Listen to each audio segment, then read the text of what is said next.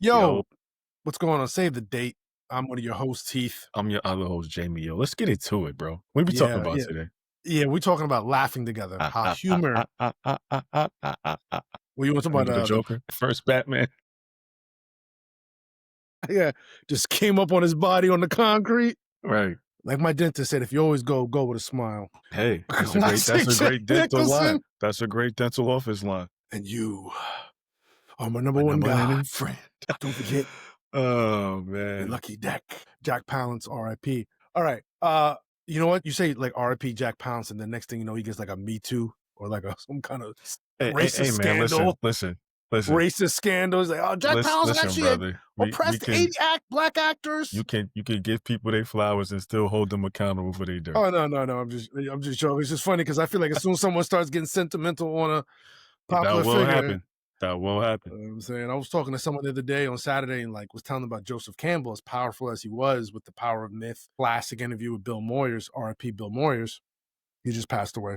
Turns out he was like supposedly very anti-Semitic, anti-black, like, in the halls of Sarah Lawrence, like really just keeping people down and oppressed. It's like, wow, here's this guy who's able to extol the virtues of mythology and the human experience and can't extend the human experience to fellow human beings. Anyway, Yo, I mean, wait. yeah, go ahead. Listen, now that we Go just ahead. rolling through the woods down the hill on the stage, yo, listen, We're going to stay on this hike for I a will little bit more. always remember that line from the Spike Lee film X, where Minister Baines is talking to Malcolm about how all of these great men in history have a spotted past. Like, yo, just because somebody has done all of these great things in one regard, it doesn't mean they're perfect in others. Was that Raj from What's Happening? Who said that? No, it was the guy who played his dad Oh, in okay. the film. Yeah. Okay. Yeah. Yeah, but I will never forget that because I think for a while it took me time to put like a holistic perspective to some musical icons that I love. MJ, Mm-hmm. R. Kelly, you know what I mean? Even what's come from the bad boy camp with Diddy. I mean, Yeah. yo, dog, you can't take away and negate their greatness in their respective lanes. You can't take it away. Like obviously, as we're talking about now from a holistic point of view, you can talk about them, their greatness and their faults, ugly Mm-hmm. past. You could talk about all of that, ugly things they've done to harm people. But yeah, it's just never going to take away from their greatness and what they've been able to achieve. Yeah. Now off that soapbox to the back to Yeah. the grill again. The grill again. Back to the grill again. You, sir, are a blabbermouth. We talking about laughter. Yeah. Enjoy. Today's episode is To get back on topic. laughing together, how humor deepens connection, the bonding power of shared laughter and joy. This is going to be unique. Sometimes I say interesting or powerful.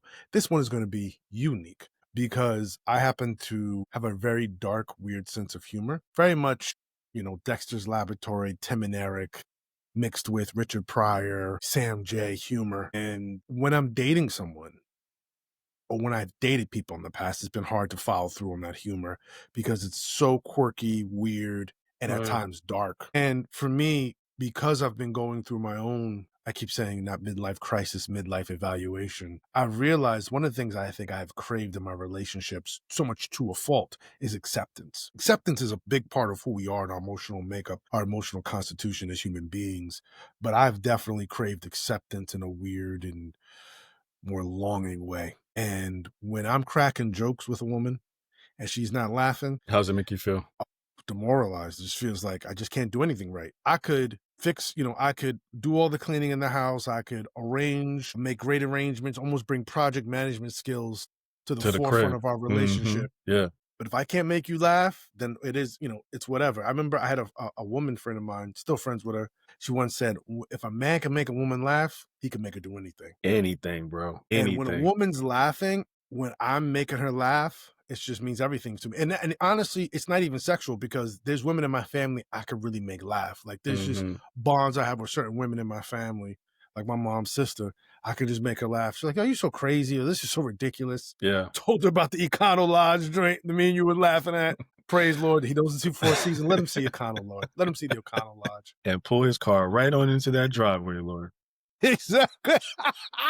Yo. Let him pass That had been every one of our Four funniest Seasons jokes. on the way Lord, you know right now I'm committing adultery, Lord, but you know he's not a good husband. So, Father, we come in the name of Jesus, just praying that you cover this. It's not even an adulterous affair, it's a love affair, Lord.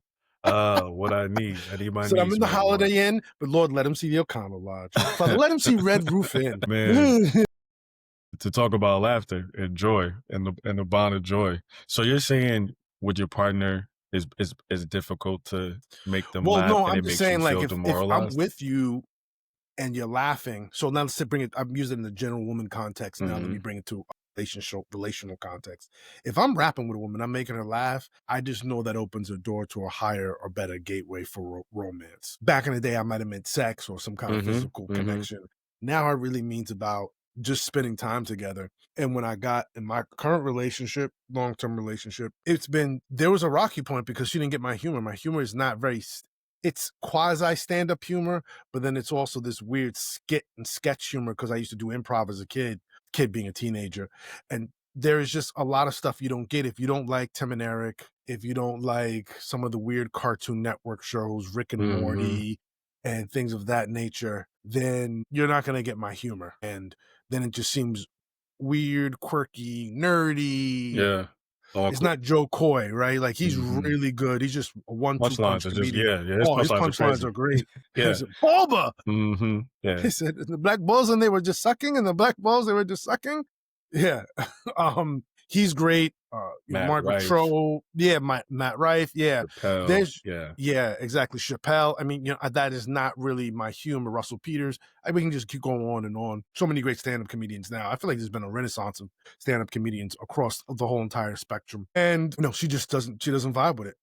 She didn't vibe with it. And so I would crack some of that humor and go a little dark. And it was like, all right. And then if you add in relationship issues, you add in, I'm really not feeling you. If you add in, you've broken some promises, or If you you had add it, in I'm someone's just having a perception, bad day. Yeah, all of right? that.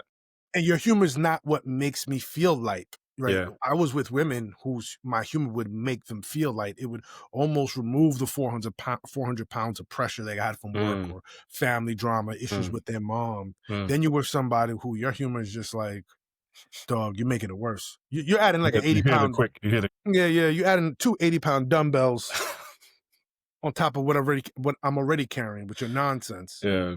It was difficult. It has been. Now we're getting to a really great groove, and I think she's experimenting now with more of my humor, and it's funny to Mhm. her, and it's joyful for me.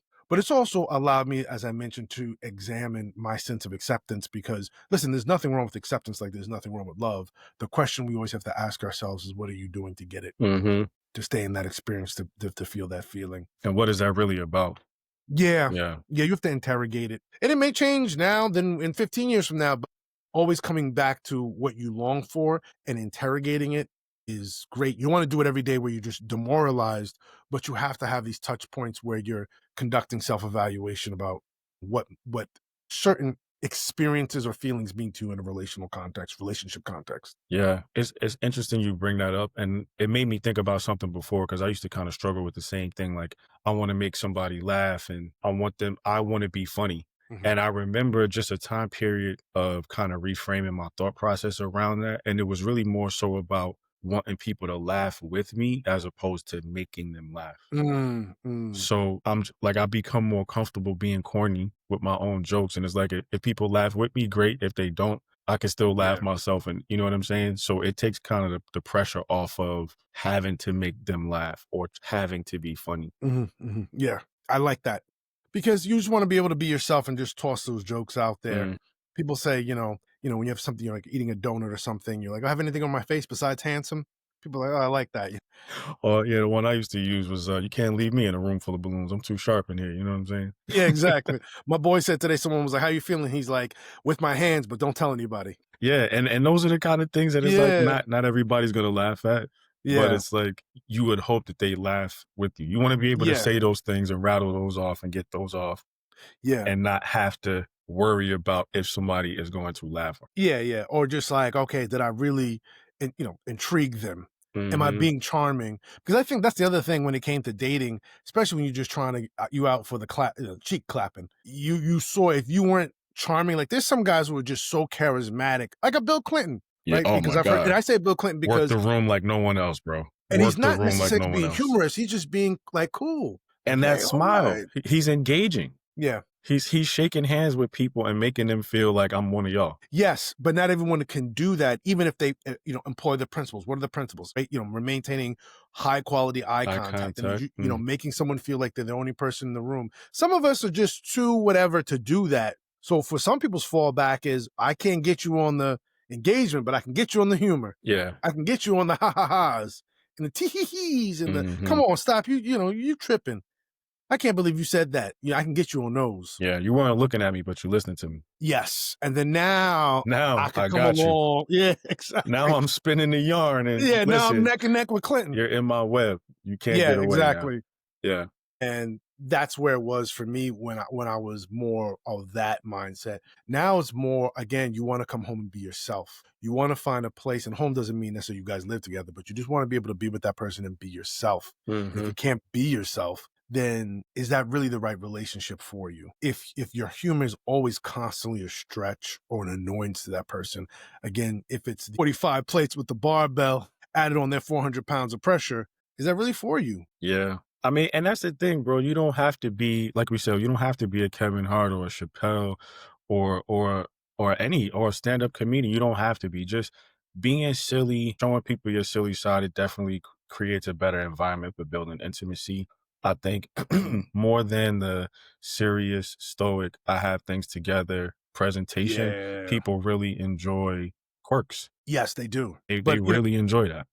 oh, they do. I mean, there's research that's shown that when, especially I think a woman likes a man, he does like a little pratfall, has a mistake, Mhm. that actually makes him more attractive. And Mhm. this happens all the time with people who are attracted to people. When you make a little mistake, it humanizes you to the person, which oddly enough makes you more attractive. When you're just too perfect and you're hitting, flowing, you're hitting on all cylinders, it's like, that's great, but you're gonna have to inject some humanity in there. Yeah, because you can make people intimidated with all of that perfection, that presentation. Yeah. I do think, some of the stuff is great. You ever seen that Family Guy episode where Brian, the dog, his girlfriend is dating some guy who's like, he's good at everything. Like he knew the right wine. And then the waiter came and broke his arm. He's like, oh, my arm. He's like, starts massaging. He's like, the guy's like, oh my gosh, my arm feels better. He's like one of those dudes that after someone leaves you, then it's just like that guy does everything right. So I have a PhD, MD, but I just help Mm, out with the kids and I volunteer. Yeah, I make a quarter a mil. I got some investments on the side. It's like, dang, that dude, right? Everything is clicking for that dude, or that dude has mhm. been able to, Constant quote unquote, motion. yeah, master the world, so to speak. Yeah. And that's a little interesting. And I think that's what some guys aspire to, right? Oh, I've got the Mercedes Benz, I got the BMW. Sometimes we're out in the Hamptons, a couple James friends and Bonding I. it. Yeah, James yeah, yeah, Bonding it. yeah. Yeah. But I'm again, cultured. I got game. My yeah, Riz I'm is out of control. cosmopolitan. Yeah, Yeah, I'm cosmopolitan. Always have the fresh cut. My fashion is yeah, avant-garde. yeah, Manicure, pedicure is done yeah. from head to toe. I'm meticulous about how I look. Yes. And I can talk to anyone I come across, Mhm. whether it's on a train, if I'm on a D train and we got to dap it up, or you know what Yeah. I'm saying? I'm in I'm outside the Midtown Lincoln at Center, like we at getting the ready to go theater to crowd. see Magic Flute. Absolutely. Yeah. Yeah, the opera, you know what I mean? And I think Some people that's are just one that way you can Swiss go. Army knife of Yeah, personalities. Swiss Army knife for personality, Swiss Yeah. Army knife for style and Mhm. engagement. Yeah. But I think if you just have humor, man, it's just a great way to break down barriers. Because some of us, especially when it comes to dates, we're so anxious, we're so worried, we're exhausted. Number one is exhausted. And humor allows us to reconnect with each other and to see the light. I used to have this teacher, may he rest in peace, John P. Foley, who said the best thing about humor. Humor teaches us not to take ourselves too lightly, but also not to take ourselves too seriously. Mhm. And that's the balance that humor brings. You can be, self-deprecating, but you can also be self-uplifting. And you learn how to ride those waves when you are humorous, especially about your life experiences, but also about life in general, concepts that are now sacred cows. We used to be able to have conversations and talk about things through humor, even if they sometimes went against the line of social, propriety. Mhm. And now we can't do that. And when people can find those hot spots again, when they can find those spaces of connection, they just resonate at a deeper level. Yeah. I remember one time, just to talk about how, sharing humor and joy can build intimacy. I remember one time, this was a long time ago, like my mid 20s, but I was getting intimate with somebody and for some reason, the energy was just off. Like we had a super crazy attraction and chemistry, but for whatever reason at that time, my body was just not with it. Mhm, mhm. And initially, we were moving into things from, kissing and the foreplay and all of that. And it's like, for some reason, like I just couldn't stay up. My body Mhm, was just not cooperating. mhm, mhm. And, obviously in a situation like that, you could be very self-conscious. And as I kind of was just like, yo, can we stop and just like chill for a second? Mhm, mhm, mhm. Started talking. I was telling her about it. And like we had a crazy good laugh about it. And from that laugh, from sharing that intimacy, that moment, the sun rose, So bro, and ended up having like a wonderful experience. yo, Imma keep it real with you, that's a powerful story. That's a powerful story to me. I don't wanna cut you off because I wanna say some more about it, but please, if No, that's I was saying that obviously to again give an example of how sharing humor can really create and build intimacy. Like it really serves to bring people together in a really great way. Where something that awkward that just happened, where I think most guys would probably tap out if mentally once you get out of it, you're out of it.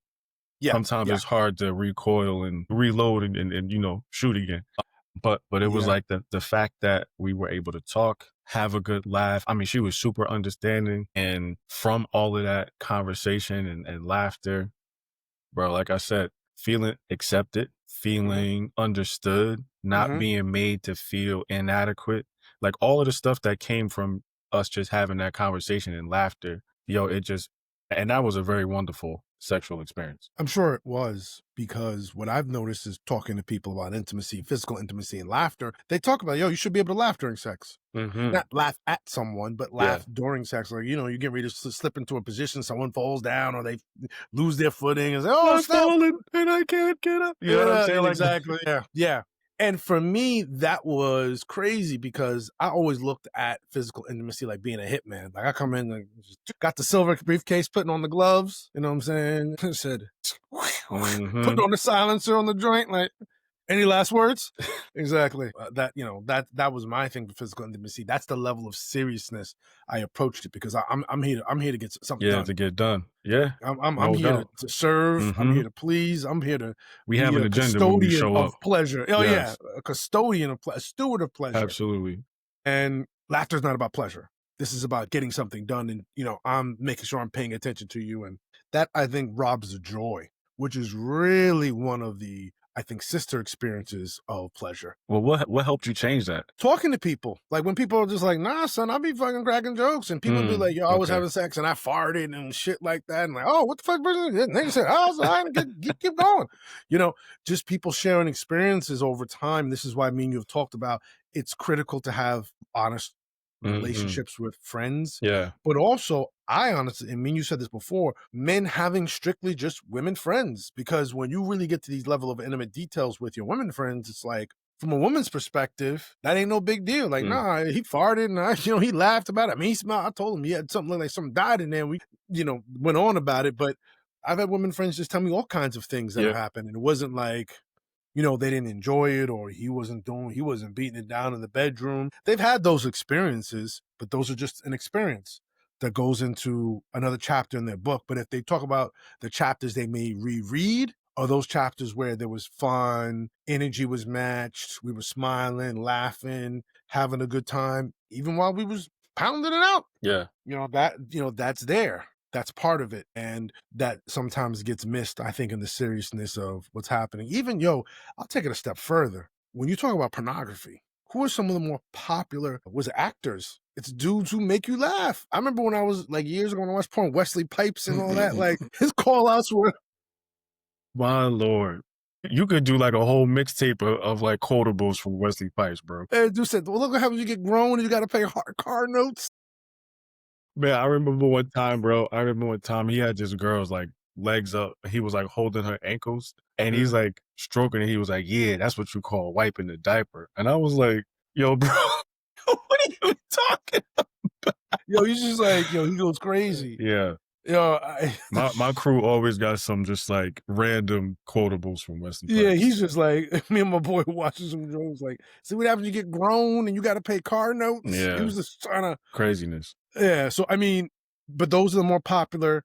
I would say actors. I mean, you got your serious people always going to go into, but there's something to humor Mhm. and laughter, Yeah. even physical intimacy, Mm. as opposed to the seriousness that we talked about of coming at it like a hitman. And that has its place. It has its place, but I will say this, like I mentioned before, when you talk about a chapter in your book, it goes there. But what chapters are you rereading? What chapters are you saying, like you said, I had a wonderful experience? Mhm. And I'm sure you could look at other experiences that weren't like that were more of that hitman professional feel, but that one sticks out to you, A, because you're telling the story and we're in this context, but B, Bob, because I felt accepted and understood. Joy, like I said, joy to me is a sister experience of pleasure. And Mhm. anything that promotes joy along with pleasure, I believe sticks around a little bit longer in our memory banks than sometimes it's just pleasure. Yeah. And yeah, I feel like if you can't laugh, it won't last. It's like laughter, humor is like glue. I mean, especially like what we were talking about in these intimate scenarios. Like you said, people just being able to crack jokes while they're either watching a movie and like touching on each other or they're making out and somebody can't unhook the bra right. And you know what I'm saying? Like Yeah. it's all of these different things that can help you laugh and bring some joy. Yo, And oh yeah. that's actually a great statement. Joy is a sister experience to play. It really is a sister Mhm, emotion, a sister experience. Like mhm, when you're in bliss, when you're having that orgasm or somebody's touching the right spot, yeah, it can definitely bring you joy. It can yeah, definitely turn a day around. If you're in a mhm, bad mood, it could definitely lighten your spirits. yeah. And sometimes the joy is, as you said, the way you made me feel. Yes, you're making me feel something physically, Hmm. but your level of understanding, your ability to make me feel seen and heard, the way that you regard me leading up to this peak experience, this orgasm, the way that maybe if you messed with this person before, the way you've made me feel afterwards is just joyful. I just feel so much calm and kindness and hard to put into words, overpowering connection. Mm, And I just we miss out on that sometimes when we're just, rattling off numbers, 16, 18, 19, 20, yeah, 21, 10, 15, 20, 25, 30, 35, 40, just, yeah. racking up bodies. And that's not knocking anybody because, that can be man, woman, he, they, that move in that space. But joy, where is your joy? Hmm. That joy unspeakable. Mm-hmm. Mm-hmm. Mm-hmm. Always think Mm-hmm. about that scene in Coming to America. Joy. Can I get a amen? Said, That's such a great movie. but my boy used to be able to, God rest his soul, used to be able to do the perfect impression of Arsenio Hall's That's the joint when he's preacher. like, yeah, he was like, well, before I came here, look at these contestants. Let me let you know, I know there's a God Some somewhere, and I want to praise his holy yeah. name. Yo, Mhm. my That boy joy. used to be able to do even the joint with the feet, like he was shuffling, just want to praise his holy name. Yo, Yeah. your man came out, was like, when I look at these beautiful contestants, But yo, for I've said the same thing. It's some girls right now that I know that I done slid in their DMs. I mean, I know them, but I done slid in their DMs like, yo, your beauty is a testament to how real God is. God is real. I'm telling you. I'm So real. listen, ladies, But if you you talk. if you seen that in your DMs from me, it's real. It's genuine. It's authentic. I don't know if anybody else have ever given you that kind of compliment, but when I say it, that's from the heart. Like, yo, your beauty is a testament to how real God is. That's Your man real. Marcus Graham. Yo, you're breathtaking. Robin Givens shot him down hard in Boomerang. I'm So what not, I if I came up mean, to you and said you're just that I'll most be looking handsome at feet, but I'm not Marcus Graham. barrel? He said, I knew she had thickest little bumps on the toes, little I knew she bumps in had the hammer boots. time. Yo, that Man. scene when Leela Rashawn just walks out with the dog, crazy. Man, I hate to admit this, but I pulled that before. I pulled that stunt before. What, with the fake dog leash? I mean, Oh, yo, oh my favorite yeah, scene's yeah, like, yeah, I'll give yeah. you $20 for that Mhm. dog leash. By Take that by money, fool. by a dog park. Yeah, I pulled that before.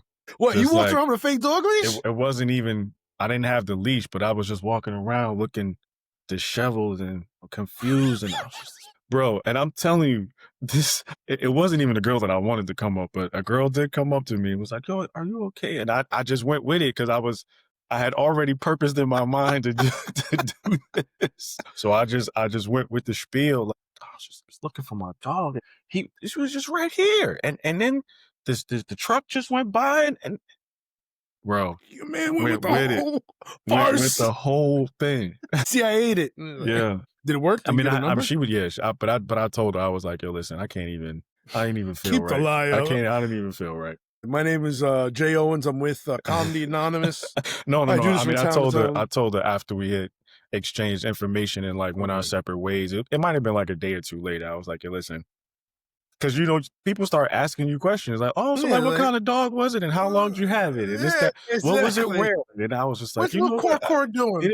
It ain't even worth trying to keep up this lie. Let me just Yeah, go on yeah. and tell the truth. Yeah, your man Marcus Graham was like, "Where's Kobe?" Oh man, he got caught up in the truck. I had to take him to the group. He didn't even look like he had a dog bed or At anything all, in there.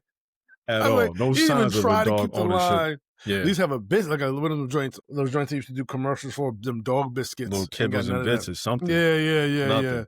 He had nothing in there. Just that bed. Yeah, just that bed. That was a dope apartment though. That Yes, apartment was like indeed. it's the kind of apartment you growing up in New York City, New Jersey, you were like, yo, I'm gonna have an apartment like that one day, The and I'm gonna crazy have bachelor pad. broads. Yo, I'm gonna son, have there's no broads. reason to decorate an apartment like that, but for women. If you're a man, there ain't no. I don't know no man that cares that much about interior design, bro. Yeah, I mean, that apartment was designed For that. nestings, for women who want to nest. That's what it was designed for. Very comfortable, plush bed. You could tell he cooks, and not every Oh day, yeah, but you know what I he mean. was. He was Yeah, cooking. You know, probably had the wine, crazy wine selection, yeah. wine rack in there was What? probably stupid. Had the nice view, Oh yeah, where was that? loft I gotta. space. It had to be somewhere out by Riverside. It had to be. I'm gonna see real quick. It had to Let's be see. somewhere out by Riverside, like one of those lofts apartments out there. Because you could tell it was at one time you could see the backdrop. It was like, Yes, yeah, I don't know if that was a GW or whatever bridge yeah, that that's was what I out there, felt like but too. you could see something that was out there. Manhattan. They said Primary, New Jersey, sound stages. Let me ask. Hmm. But anyway, Hold on. So there's no reliable. They shot in Tribeca. It might have been Tribeca. maybe. I mean, when they say shot, I would assume that those were the commercial scenes, like Yeah, Manhattan. Yeah, in yeah, the business building or the commercial building. yeah. New Jersey. Some suburban interior shots were filmed across the river. That was probably Gerard's house. Yeah, And then, I mean, it really like Eddie Murphy was in, his character was in Harlem yeah. or on like Because I mean, Riverside. you saw the shot outside. I was like, I know this is. Just couldn't get a hold of where it was. Like it looked like somewhere over by Grant's tomb Mm-hmm. over Mm-hmm. there. Mm-hmm. Yeah, and Tisha Campbell was in that. She was great. Shout out to TC. Well, not TC Carter, but TC being Tisha Campbell. Anyway, guys, this Yeah. has been another exciting episode. As you see, we have our own points and access points of humor in our own private, friendship off the pod that we like to spill on the pod. Check us out, all the socials, which is mainly Instagram, TikTok, YouTube at Save the Date Now. And until next time, I'm Heath. I'm Jamie, y'all. Take care. Peace.